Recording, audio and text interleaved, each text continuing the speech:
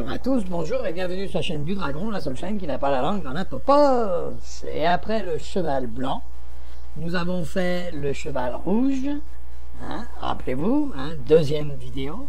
À la troisième vidéo qui était donc le cheval noir, hein, et donc tout ça, ça a été fait avant. Hein, vous avez dû, avant d'arriver à cette vidéo, vous avez dû voir le blanc, le rouge, le noir. Et là, nous sommes sur le verdâtre, soit le pâle. Voilà, donc je l'ai mis un peu vert, hein, flamboyant, mais bon, c'était pour avoir un contraste hein, sur les images. Hein, donc je l'ai un petit peu plus foncé, on va dire. Voilà. Mais sinon, ça représente la couleur qui représente, quoi. Hein, voilà, verdâtre, hein, vert. Voilà, ni plus ni moins. Alors, je vais vous laisser écouter cette vidéo et la regarder, bien sûr, et en espérant que ça vous plaise. Si ça vous plaît, un petit pouce en l'air. Si ça vous plaît moins, un pouce en bas. Et puis, bien sûr, hein, comme d'habitude, on est d'accord.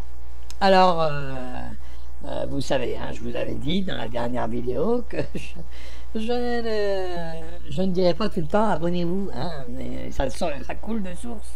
Maintenant, hein, pour ceux qui ne sont pas abonnés, abonnez-vous, hein, et merci pour ceux qui sont déjà abonnés. Voilà. Alors, bien sûr, j'attends vos commentaires hein, avec impatience, hein, pour voir un petit peu ce qu'il en est, hein, bien sûr. Et puis là-dessus, eh ben, bonne vidéo et à bientôt. Alors, bon soleil à tous ceux qui ont du soleil, bonne pluie à tous ceux qui ont de la pluie, et puis à bientôt sur une autre vidéo qui, j'espère, vous plaira tout autant. Le cheval pâle ou verdâtre. Le cheval pâle et son cavalier, quatrième dans une suite de 4 cavaliers de l'Apocalypse, dépeint les maladies et les épidémies, ou pandémies, qui frapperont en masse la Terre très bientôt. Altérant le cours de l'histoire d'une manière profonde, les effets dévastateurs du cheval pâle ne seront pas limités seulement aux nations pauvres et sous-développées. Ces effets frapperont aussi les nations bien nanties et soi-disant développées. Le chaos qui suivra affectera des millions, voire des milliards de personnes. Cela vous inclura dans ce nombre ainsi que vos proches. Vous êtes sur le point d'apprendre la vérité de ce que Dieu a prédit. Les maladies ne sont pas naturelles aux êtres humains. Elles sont habituellement accompagnées de nombreuses souffrances pour des milliards de personnes depuis des milliers d'années, et la plupart des gens ne les ont jamais vues venir. Les maladies, les épidémies, frappent souvent rapidement et sournoisement, sans crier gare. Avant que les autorités ne puissent réagir, les dommages sont faits. Cela a été le cas à travers toute l'histoire de l'humanité. Des 59 millions de personnes qui meurent chaque année, la moitié, approximativement 30 millions, périssent de maladies. Le monde perd l'équivalent de la population du Canada chaque année. Et, c'est sur le point de s'empirer. Les maladies altéreront très bientôt le cours de l'histoire, et profondément. La prochaine épidémie mondiale effacera tous les souvenirs des précédentes. Des centaines de millions de personnes mourront, et cela ne surviendra pas seulement dans les pays pauvres et sous-développés. D'horribles épidémies, telles que personne n'aura jamais vues auparavant, frapperont les nations les plus riches, et les feront crouler sous l'impact. Tous les gens autour de vous seront affectés, votre propre vie sera à risque. Le dernier cheval et son cavalier, représentant les pestes, ont une description différente, plus large et résume en quelque sorte la course de tous les autres chevaux courant ensemble. Je regardais, et voici, parut un cheval d'une couleur pâle. Celui qui le montait se nommait la mort, et le séjour des morts l'accompagnait. Le pouvoir leur fut donné sur le quart de la terre, pour faire périr les hommes par l'épée, par la famine, par la mortalité, et par les bêtes sauvages de la terre. Apocalypse 6.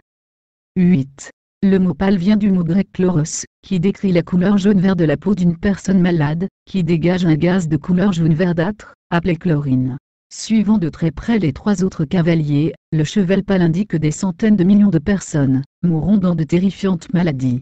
Dans ce verset, les mots « mort » résultaient des maladies, et « séjour des morts », le cimetière, rendent cela clair. Pour l'instant, ce constat peut sembler impossible à croire, là où les hommes voyagent d'un bout à l'autre de la planète, Daniel 12. 4. Là où les communications enlèvent les frontières, la Terre semble un petit village, où tout se sait à l'instant. C'est aussi, toutefois, un temps où la résistance aux microbes et aux bactéries de même qu'aux virus, de l'homme est grandement affaiblie, à travers les milliers d'années d'abus et de transgression des lois de Dieu.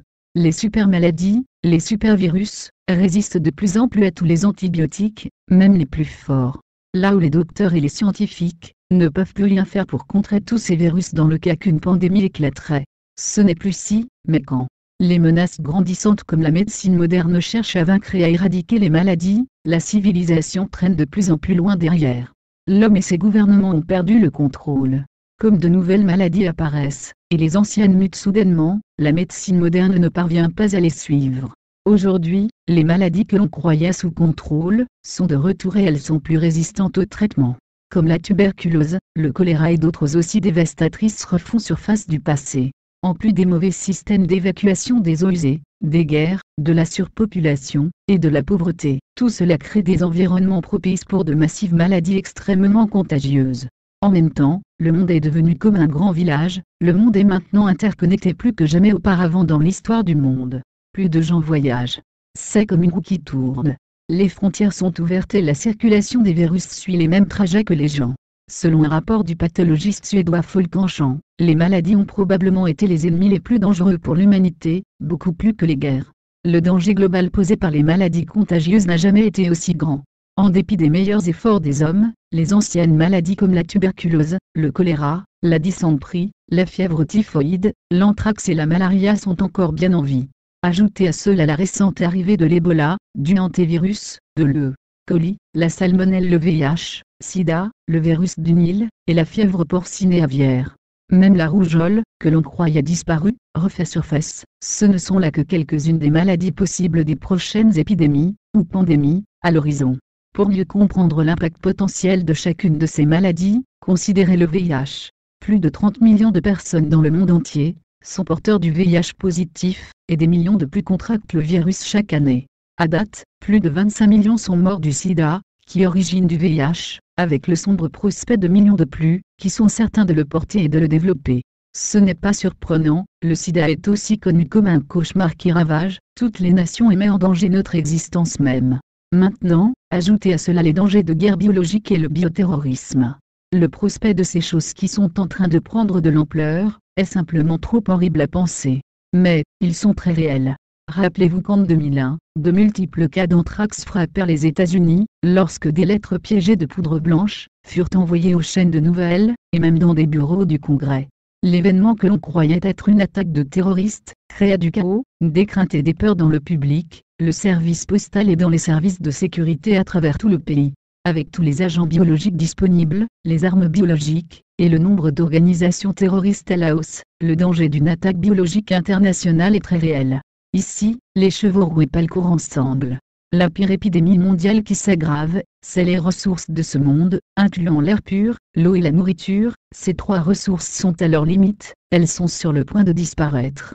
Les guerres entre les pays désespérés se font la compétition pour avoir quelques-unes de ces ressources presque épuisées, et cela se voit de plus en plus.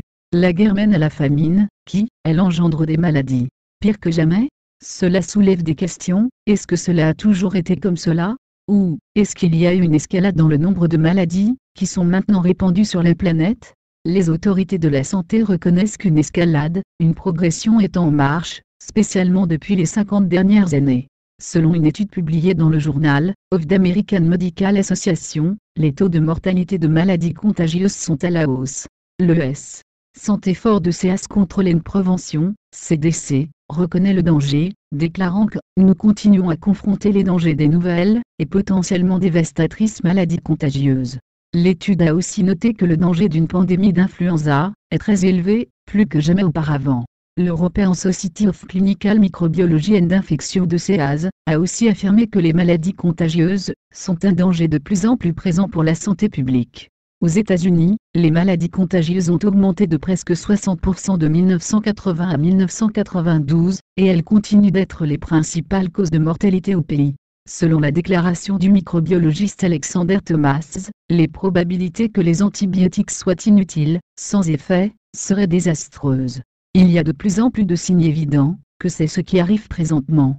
Un tiers de la population mondiale est infectée par le germe bacille qui cause la tuberculose, et de nouveaux cas surviennent au rythme d'un nouveau cas par seconde.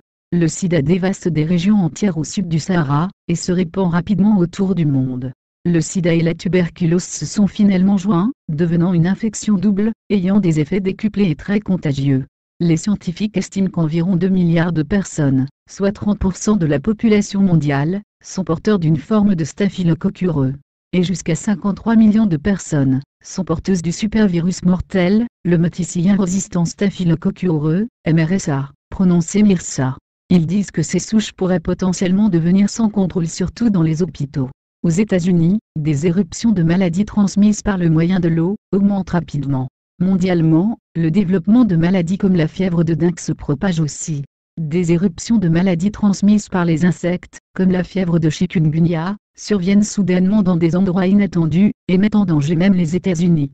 Des maladies que l'on pensait vaincues, et sous contrôle depuis fort longtemps, réapparaissent et sont de plus en plus difficiles à gérer et à traiter. Comment en sommes-nous arrivés là ? L'homme a combattu la maladie depuis la naissance de la civilisation. Tôt après la création, les êtres humains ont confronté des microbes qui ont infecté leur eau potable, leur nourriture et leur environnement. Comme l'homme construisait des villes, et commençait à vivre dans des espaces clos rapprochés, le risque d'éruption de maladies croissait. Une des premières maladies connues fut la tuberculose, qui se propageait de personne à personne par l'air. La tuberculose fut même trouvée dans l'ancienne Égypte.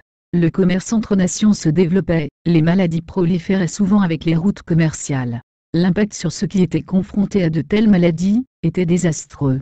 Des maladies comme l'influenza et la plaie bubonique, qui s'étendaient de l'Asie jusqu'en Europe, sont deux exemples, tout comme le choléra, une maladie intestinale qui a supposément doué ses origines en Inde.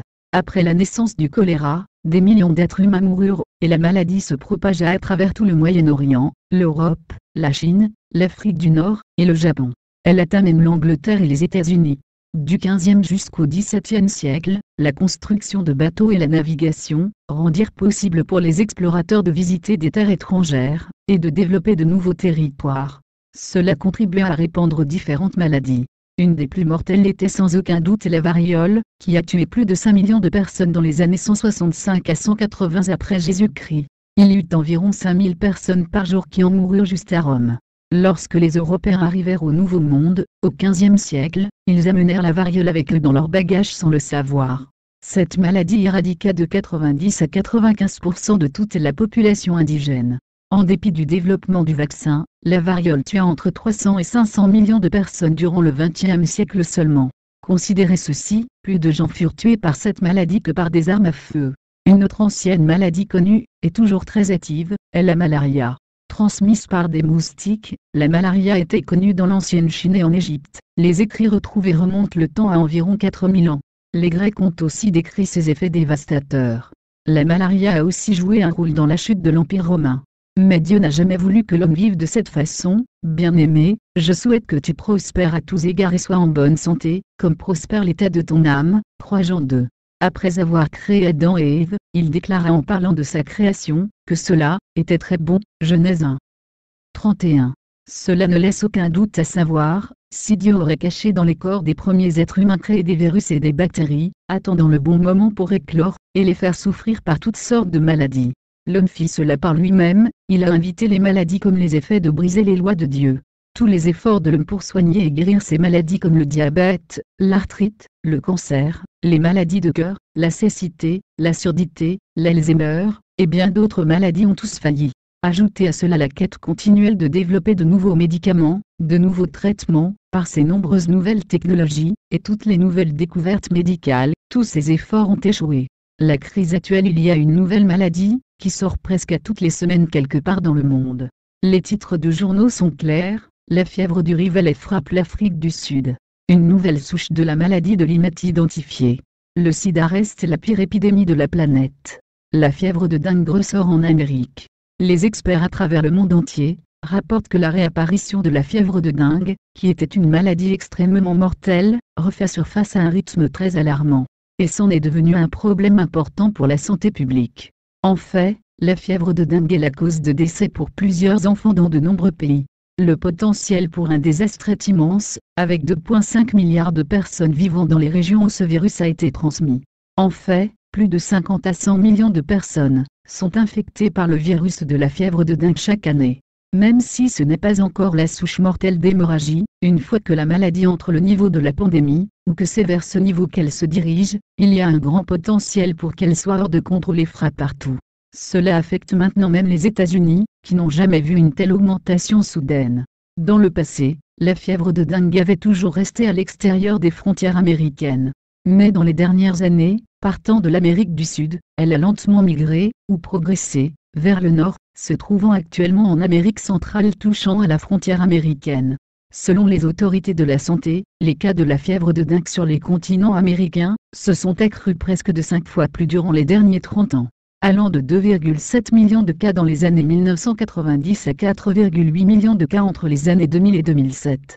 Cela a alarmé les autorités à la frontière du Texas, qui ont observé un plus haut taux, tout comme en Floride. Porto Rico a aussi observé de tels cas augmenter, et a déclaré une épidémie de fièvre de dengue. La fièvre de dengue est juste qu'une des douzaines de maladies, qui sont à la hausse et que les autorités de la santé rapportent. Cela dépeint un futur néfaste et sombre. Bien d'autres dangereuses maladies se préparent dans l'ombre. Malgré les nombreux médecins et infirmières embrassant la profession médicale, il y a toujours le signal d'alarme de la nation pour se préparer à combattre ces fléaux qui se pointent à l'horizon. Le Wall Street Journal rapporta, les experts prédisent qu'il n'y aura pas assez de médecins pour traiter les millions de personnes nouvellement assurées sous la nouvelle loi universelle des soins de santé proclamée par le président. Avec la science médicale actuellement, les États-Unis pourraient confronter une pénurie de médecins, estimée à 150 000 docteurs, dans les 15 prochaines années. Selon l'Association of American Medical College. Ajoutez à ce problème les nombreuses guerres, qui créent des mouvements de population en masse vers des camps de réfugiés. La plupart d'entre eux engendrent des conditions, qui favorisent le développement de maladies, qui, lorsqu'elles deviennent promptement hors contrôle, se répandent et tournent rapidement en épidémie. En plus, il y a la surpopulation des villes polluées, qui a souvent des problèmes d'eau polluée, qui est souvent bu par la très grande majorité. Les Nations Unies estiment que plus de la moitié des hospitalisations sont le résultat de gens rendus malades d'avoir bu de cette eau polluée. Les enfants sont parmi ceux qui sont les plus affectés. Des 7 milliards de personnes sur Terre, 2,6 milliards, presque 40%, vivent sans avoir accès à des facilités sanitaires, et sont vulnérables à de multiples problèmes de santé. L'eau polluée est une cause majeure de diarrhée, le deuxième plus gros tueur d'enfants dans les pays en voie de développement, et conduit à d'autres importantes maladies comme le choléra, et d'autres comme celle-là. Ajoutez à cela l'immoralité, qui perpétue les maladies transmises sexuellement, ayant des effets dévastateurs. Comme exemple de catastrophes sans précédent qui arrivent actuellement, des pluies diluviennes ont immergé jusqu'à 80% du territoire pakistanais durant l'été de 2010, une région plus grande que toute la nation de l'Angleterre. Plusieurs régions de ce pays reçurent plus de 180% de précipitations habituelles pour toute la saison. 20 millions de Pakistanais ont perdu leur foyer, et plus de 3,5 millions d'enfants sont à risque d'attraper le choléra, et d'autres maladies semblables. Des millions de personnes font face à la famine. En plus des inondations, la situation s'empire au Pakistan par le peu d'aide internationale, à cause de la dégradation économique mondiale, et de la manière que la crise s'est intensifiée graduellement, au lieu d'avoir été un événement soudain et dramatique, comme un tremblement de terre ou un tsunami. Ajoutez à cela un gouvernement déjà fragilisé et déstabilisé, en plus des groupes terroristes opportunistes, et les militaires pakistanais prenant avantage de la situation. Que signifiait bientôt ? Il est donc très évident que le monde entier a de sérieux problèmes. L'humanité chancelle sur le bord d'une épidémie mondiale catastrophique. Même si les sceptiques disent qu'une grande épidémie mondiale ne peut arriver, à cause des systèmes améliorés d'hygiène et de stérilisation, ce n'est qu'une piètre pensée et non pas la réalité. De nombreuses bactéries sont devenues résistantes au savon et aux nettoyants antibactériens, et elles ont maintenant besoin de produits chimiques de plus en plus forts pour les tuer. Et il y a celles que les scientifiques ne peuvent rien faire du tout. À cause de cela et de bien d'autres facteurs, les épidémiologistes et les experts en maladies contagieuses rapportent que le danger de maladies contagieuses s'accroît. Les maladies contagieuses représentent clairement un danger à la sécurité humaine, parce qu'elles ont le potentiel d'affecter la personne et sa capacité de survivre, de vivre librement, et d'être heureux, déclara une étude de Rand Corporation. Ce rapport ajoute, en plus de mettre en danger la santé d'un individu, le risque d'expansion de la maladie peut affaiblir la confiance du public dans la capacité du gouvernement à répondre à un impact économique néfaste, affaiblit l'ordre social, stimule l'instabilité régionale, et pose un danger stratégique par le bioterrorisme ou de guerre biologique. Cette compagnie de recherche connue continue à détailler l'énormité du problème faisant face au monde. Considérez ceci, la magnitude et la nature du danger croît à cause de l'urgence des nouvelles maladies comme le sida, l'Ebola, et l'hépatite C. L'incapacité croissante de la médecine moderne à répondre aux pathogènes résistants et émergents, et le danger grandissant du bioterrorisme et des guerres biologiques. En plus, les actions humaines amplifient ces tendances en nous mettant en contact avec des microbes mortels. La globalisation, les pratiques médicales modernes, l'urbanisation, les changements climatiques, et les changements dans les comportements sociaux et personnels servent à accroître encore plus les chances que les individus viennent en contact avec des maladies, dont ils ne seront pas capables de combattre et de survivre.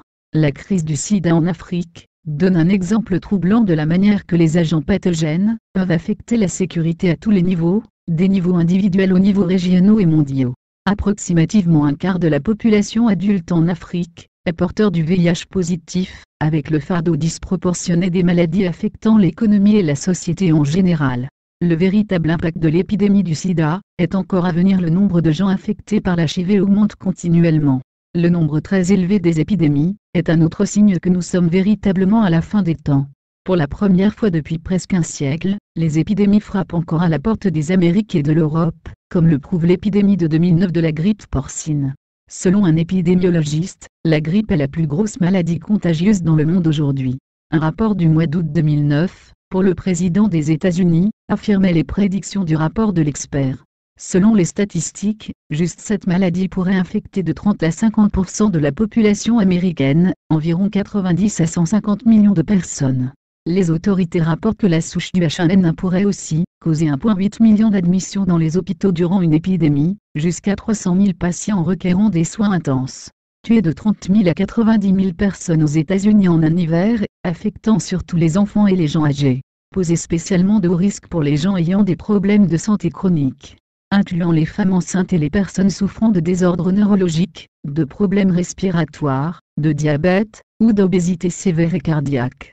Des rapports de la première vague de la pandémie du H1N1 révéla qu'un certain nombre d'hôpitaux furent submergés de patients en besoin de soins urgents. En moyenne, les victimes de la grippe porcine requièrent 12 jours de ventilation mécanique et d'utilisation fréquente de thérapie d'urgence avec de l'oxygène, sujet à un positionnement approprié, des stimulations neuromusculaires et un support continu d'oxygène ventilé. Maintenant, qu'arriverait-il si 90 000 Américains requéraient les mêmes traitements, juste pour cette grippe, vivant leurs derniers jours dans un hôpital? Les hôpitaux américains seraient incapables de répondre si soudainement à la demande urgente et pressante des patients frappant à leur porte. Des cas en Angleterre ont doublé à 100 000 en seulement une semaine en juillet 2009. Le virus a eu un tel impact qu'en quelques minutes, le site internet du National Pandemic Flu s'effondra. Les figures initiales estimées furent dépassées amplement. À cause de cela, plusieurs personnes ont déjà oublié quel était le potentiel meurtrier. Mais, le H1N1 continue à se répandre. Une carte montre les régions infectées dans tous les endroits du monde. Les seules places au monde où le H1N1 n'a pas encore frappé sont le Groenland, l'Ouzbékistan et le Turkménistan, ainsi que plusieurs petits pays africains.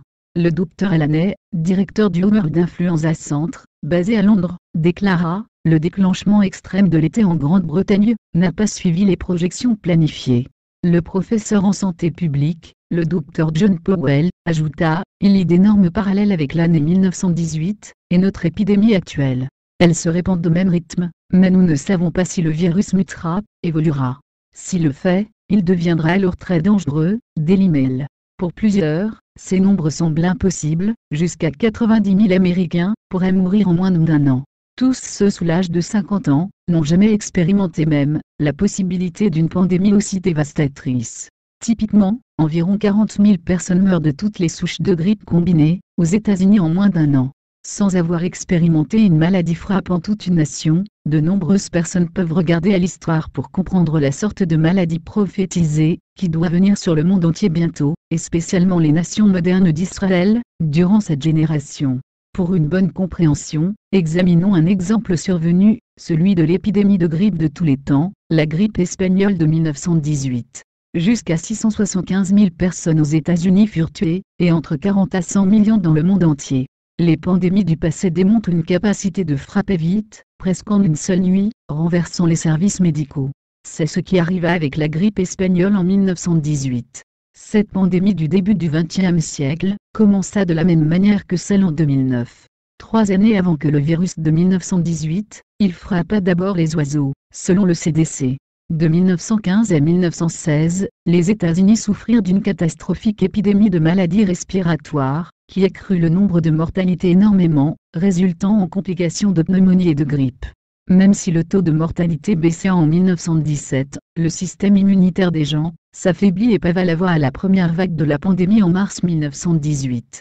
La pandémie continua en 3 étapes sur une période d'1 an. La première vague atteint l'Europe, les États-Unis et l'Asie à la fin du printemps et en été. La deuxième vague est beaucoup plus mortelle. Une souche évolua approximativement 6 mois plus tard, éradiquant des familles entières, de septembre à novembre 1918, et la troisième vague frappa tôt au printemps de 1919.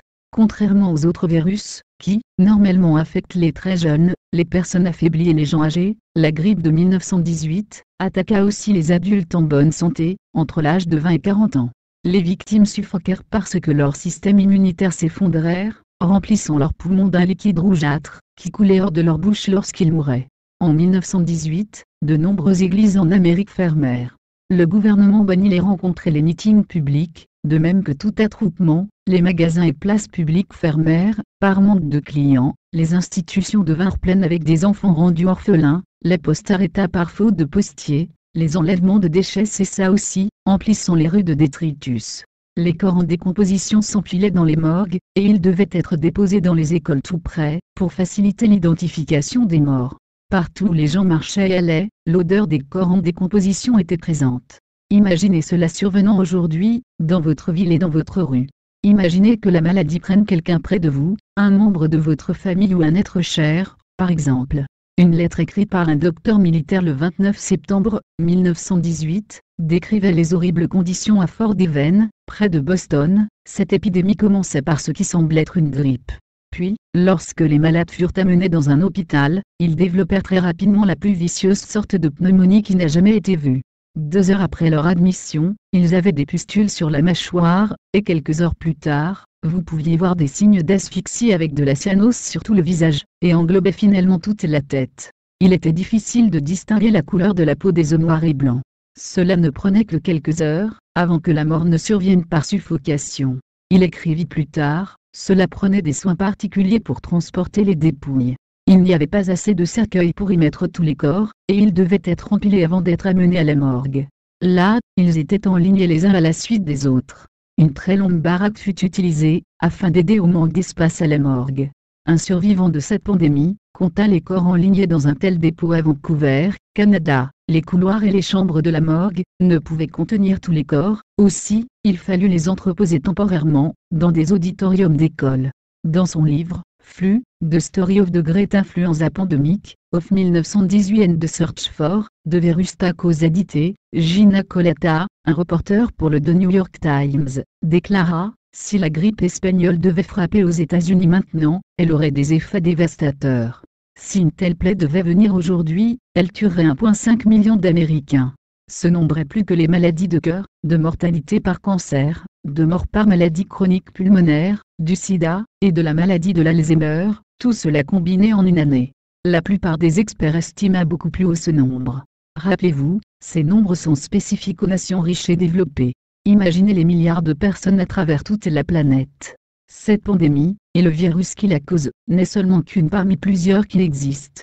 Mais, en voici une autre, très mortelle, la peste noire, de Black Death. Vous avez sûrement entendu dire que le passé est passé. Les pandémies de proportions apocalyptiques arriveront certainement. Une des maladies les plus mortelles de l'histoire fut la Black Death, ou en français, la peste noire. Toute la planète, ou presque, de 1347 à 1350, cette pandémie fut engendrée par la même bactérie, qui causa la plaie bubonique tout autour de la mer Méditerranée. En Italie, en France et en Espagne, les 3/4 de la population mourut. En Chine, 1/3 de la population périt, tout comme au Moyen-Orient. De nombreuses nations subirent d'énormes pertes de vie. Le nombre de mortalités s'éleva à environ 200 millions, ou possiblement la moitié de la population mondiale à cette époque. La population de l'Europe prit 150 ans pour se relever. D'énormes soulèvements et changements religieux, sociaux, économiques furent engendrés, et eurent un profond impact sur la course de l'histoire mondiale. La majorité des gens ne savent pas qu'une famine affligea plusieurs régions du monde juste avant cette plaie, et contribua à l'empirer.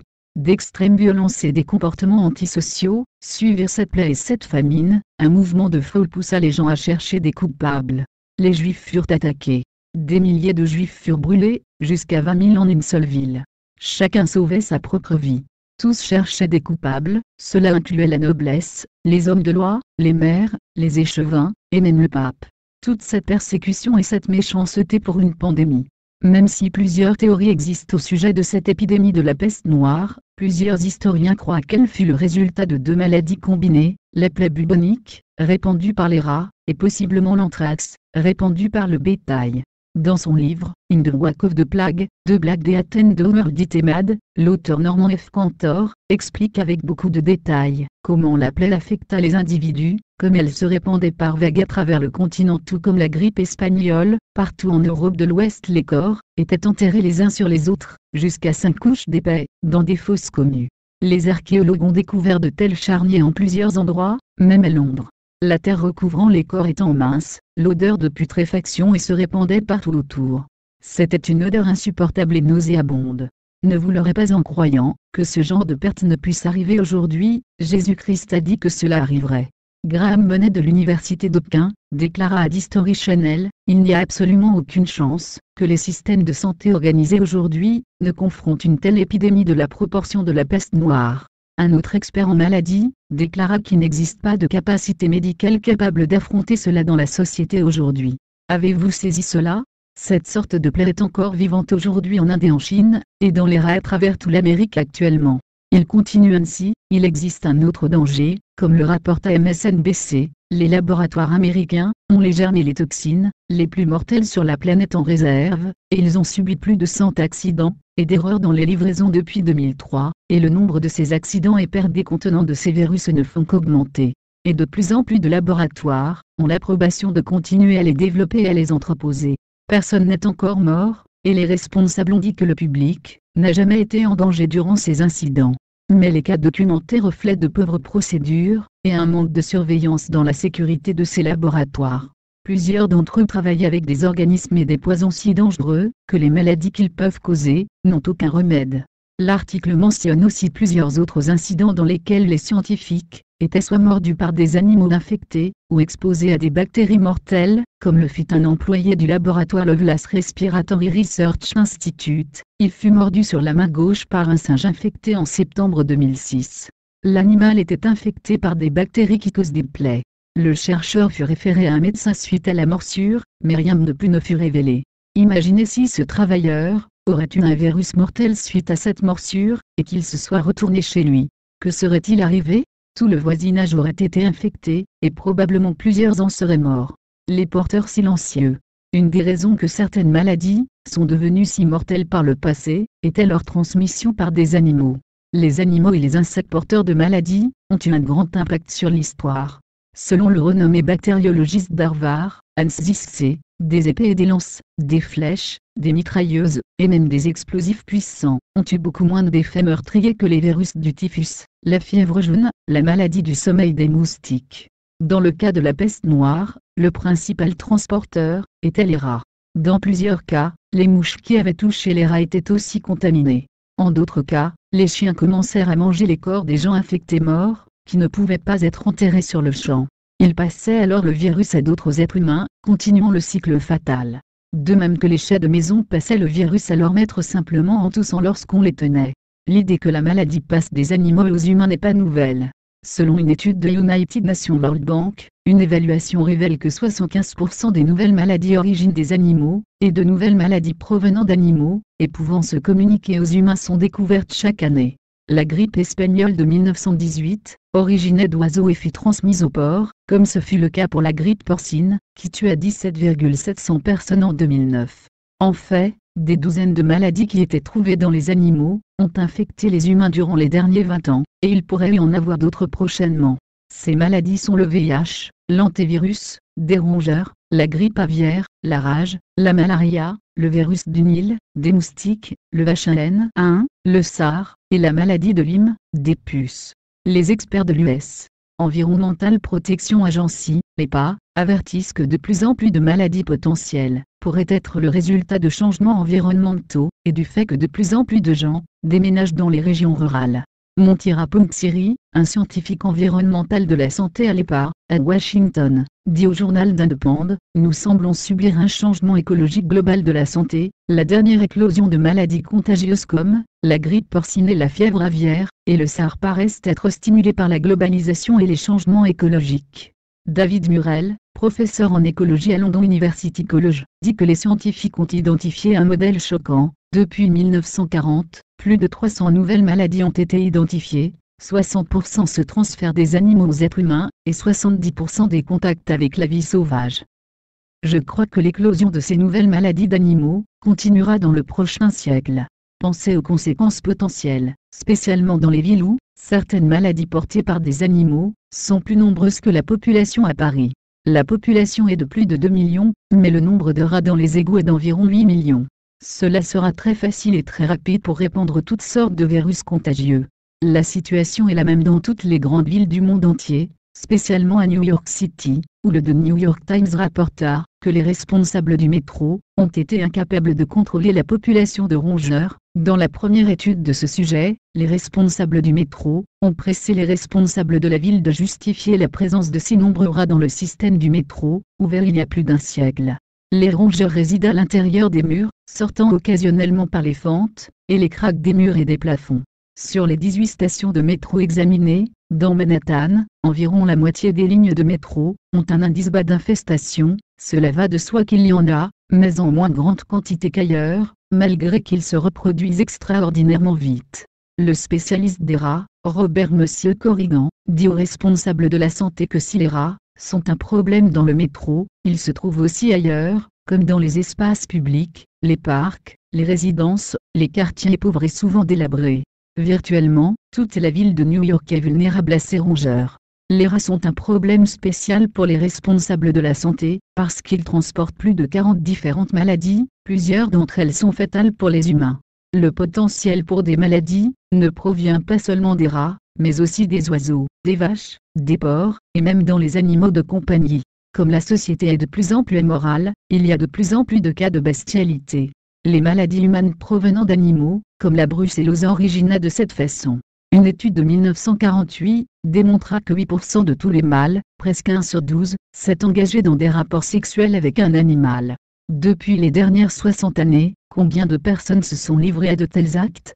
L'auteur à succès, Jared Diamond, résume les faits entre les maladies et les animaux dans son livre « Gun, germes, NSTL ». Les principaux tueurs de l'humanité sont la variole, la grippe, la tuberculose, la malaria, les plaies, la rougeole et le choléra. Ces maladies contagieuses évoluèrent des maladies des animaux, même si la majorité des microbes responsables de nos épidémies sont paradoxalement confinés aux humains. Parce que les maladies ont été les plus grands tueurs de personnes, elles ont aussi écrit l'histoire. Jusqu'à la Deuxième Guerre mondiale, il y eut plus de victimes mortes par les maladies que par les blessures de guerre. En fait, les premières utilisations du bioterrorisme furent faites par les armées envahissantes mongoles. Ils catapultaient les corps de leurs frères soldats morts par-dessus les murs des villes qu'ils assiégeaient. Dans cet âge moderne, les gens placent leur foi dans le pouvoir des antibiotiques pour les protéger des maladies. Toutefois, plusieurs maladies sont résistantes aux antibiotiques. Les antibiotiques, toute drogue qui tue les bactéries, ou empêche leur croissance et leur développement, ne résolvent plus les problèmes, comme elles le faisaient autrefois. Le supergerme MRSA résista avec succès au premier nouvel antibiotique en 35 ans, juste un peu plus d'un an après son introduction. La pénicilline et d'autres drogues aussi puissantes contrôlaient facilement la bactérie du staphylocoque, mais elle a maintenant évolué en un supervirus qui en plusieurs instances a la capacité de résister à la pénicilline et autres drogues aussi puissantes. Des milliers de personnes meurent chaque année en Amérique d'incurables infections des hôpitaux. De nombreuses personnes se battent avec ce supervirus, plusieurs gagnent la bataille, et d'autres la perdent. Un article de septembre 2010, de l'Associated Press, rapporta « Un cauchemar de maladies contagieuses se déroule, des bactéries qui sont devenues résistantes à presque tous les antibiotiques par un nouveau gène alarmant dans la bactérie, ont rendu malades des gens de 3 états, et se répandent partout dans le monde. Tous les spécialistes de la santé sont en état d'alerte. Combien de mortalité ce gène peut avoir causé, est inconnu. Il n'y a pas d'antécédent pour comparer et donner une estimation. Jusqu'à maintenant, ce gène a été trouvé dans une bactérie qui cause des infections urinaires.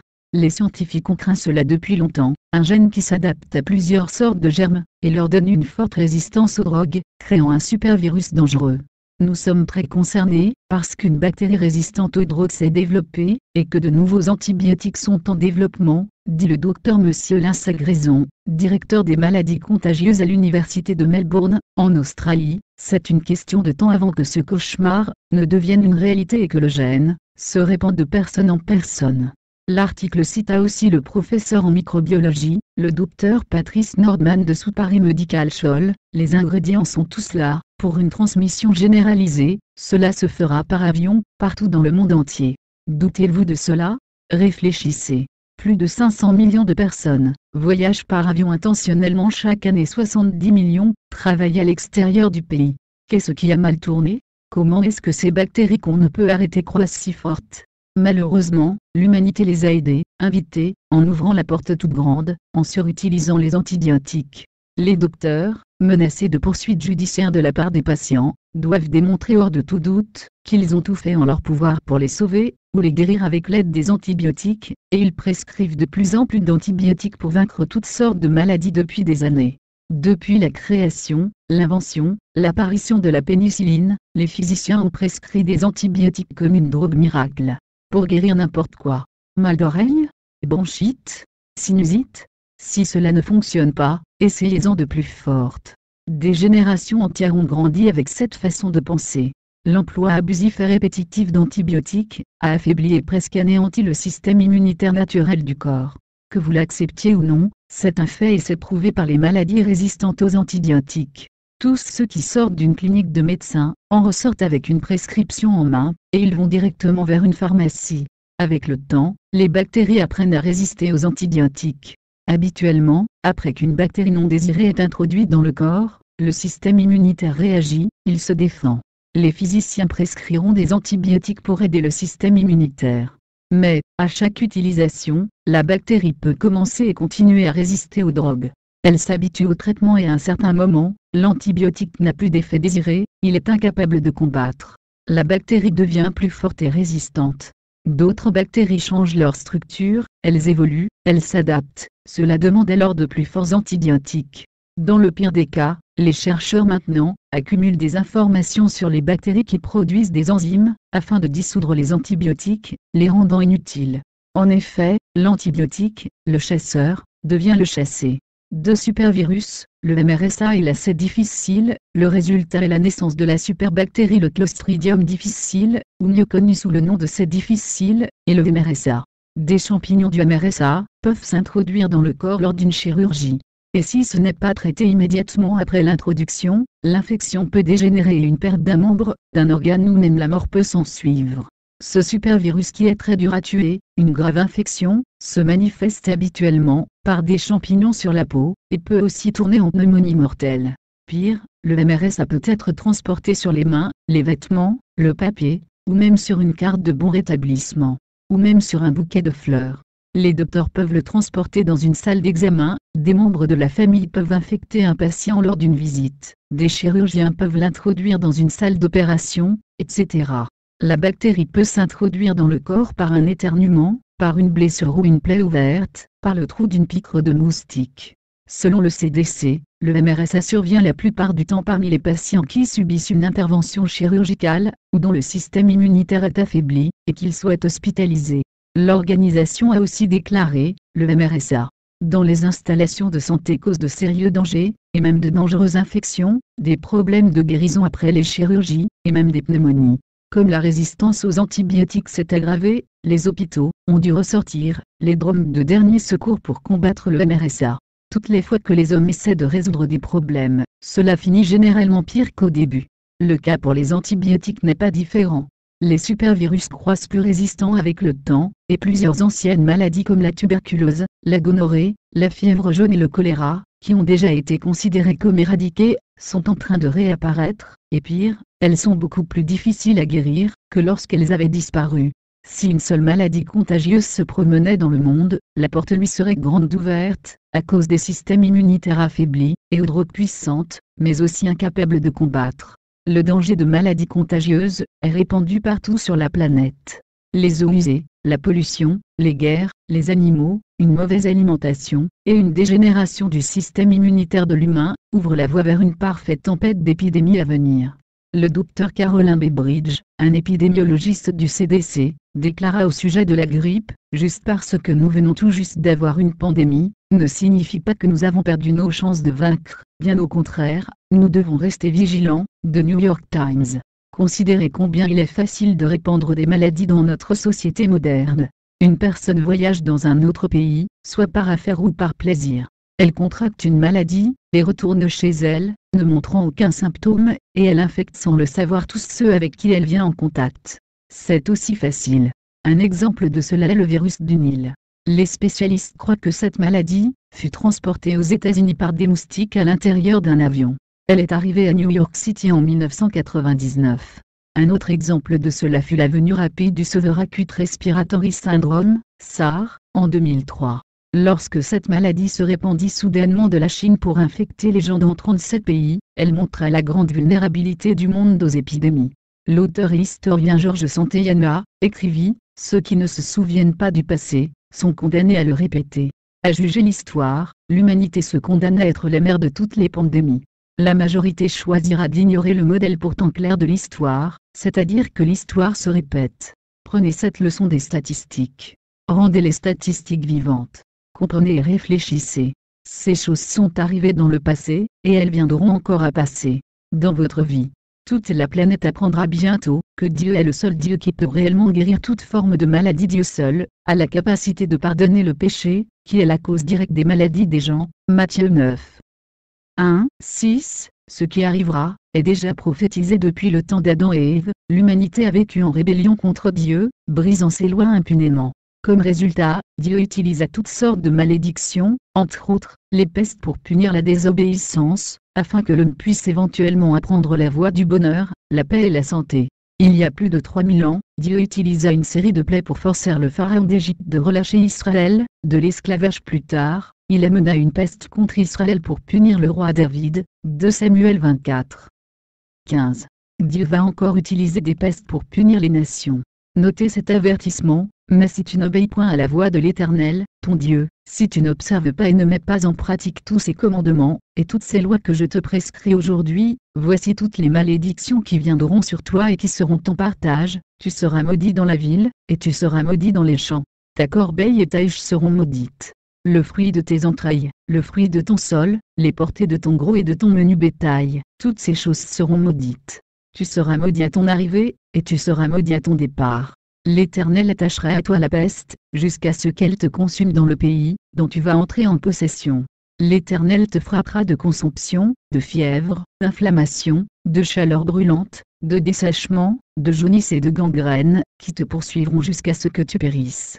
Ton cadavre sera la pâture de tous les oiseaux du ciel et des bêtes de la terre, et il n'y aura personne pour les troubler. L'Éternel te frappera de l'ulcère d'Égypte, d'hémorroïdes, de gale et de teigne, dont tu ne pourras guérir. L'Éternel te frappera de délire, d'aveuglement, d'égarement d'esprit. Deutéronome 28. 15, 19, 21, 22, 26, 28. Dans le livre de l'Apocalypse, chapitre 6 et verset 8, Dieu mentionne spécifiquement encore qu'il utilisera les bêtes des champs pour les punir. Des animaux affamés et désespérés pour de la nourriture attaqueront les gens. Certains animaux auront des maladies et affecteront les gens. Dieu le prédit et cela arrivera. Comprenez que même dans les nations prospères, des milliards de vermines, incluant les rats, les chauves-souris, les moufettes, les ratons laveurs, les tamias, les écureuils, les renards, etc., vivent à côté des humains. Dans quelques grandes villes, ils sont en plus grand nombre, dépassant celui des humains. Lorsque la nourriture commencera à manquer, et qu'elle se fera rare, ces petits animaux se battront aussi pour leur survie, ils n'hésiteront pas à attaquer les humains même pour des déchets, ce qu'ils font déjà. En mordant les humains, ils leur communiqueront des maladies de toutes sortes, et elles se répandront vite à toutes les nations. Il n'y a aucun plaisir à énumérer ces terribles choses dans cette vidéo, mais elles doivent être connues. Et vous devez vouloir les entendre. Lorsque ce fléau commencera, et que de terribles maladies se répandront, la panique sera la pire épidémie. La terreur gardera les gens chez eux, ils ne voudront plus sortir au risque de se faire mordre, et d'attraper une de ces maladies, la société subira les conséquences de ces comportements. Rien ne les réassurera. Rien ne calmera leur peur. Faites une pause et demandez-vous comment vous réagiriez. Dernier avertissement. Les citoyens des pays privilégiés ne comprennent que très peu les maladies décrites. C'est habituellement par les titres de journaux ou les nouvelles télévisées que leur attention est attirée. Même là, un danger de pandémie semble irréel. Ne vous trompez pas. Ce n'est plus une affaire de si des pestes frapperont ces nations, mais quand des milliards de personnes mourront. Réalisez que 82 000 personnes meurent actuellement de différentes maladies chaque jour, et rappelez-vous que cela totalise 30 millions par année. Cela équivaut à la moitié de la population canadienne. Mais tous ces gens meurent partout dans tout le monde, pas juste à un seul endroit. Si une ville de 82 000 personnes disparaîtrait tout d'un coup, le monde réagirait promptement, et chercherait à comprendre ce qui est arrivé. Il y a longtemps, Dieu prédit que des maladies viendraient sur les gens s'ils ne lui obéissaient pas. Cette malédiction est maintenant en marche, et elle est prophétisée à devenir pire. Les maladies sont présentement trouvées dans les pays du tiers-monde, et elles vont frapper les pays de l'Ouest très bientôt. Plusieurs scientifiques et de docteurs nous disent que ces maladies sont juste à l'horizon. Plusieurs scientifiques pensent qu'ils pourront contrôler l'expansion de ces maladies. Le seront-ils réellement? Combien ils ont tort. Les efforts de la médecine moderne pour éradiquer les maladies peuvent être comparés à un homme essayant de boucher un trou dans la cale du Titanic avec du silicone. Le navire étant en train de sombrer. Le danger d'épidémie est à l'horizon, et il est sur le point d'entrer par la porte. Il n'y aura pas de place pour se cacher, tous en seront affectés. Cela affectera l'existence même de la civilisation. Bonne soirée à tous et bonne journée. Et voici la fin de ces 4 chevaux. Donc j'espère que tout ça, ça vous aura plu et que vous aurez maintenant une bonne compréhension des 4 chevaux de l'Apocalypse. Là-dessus, au revoir et à bientôt sur une autre vidéo.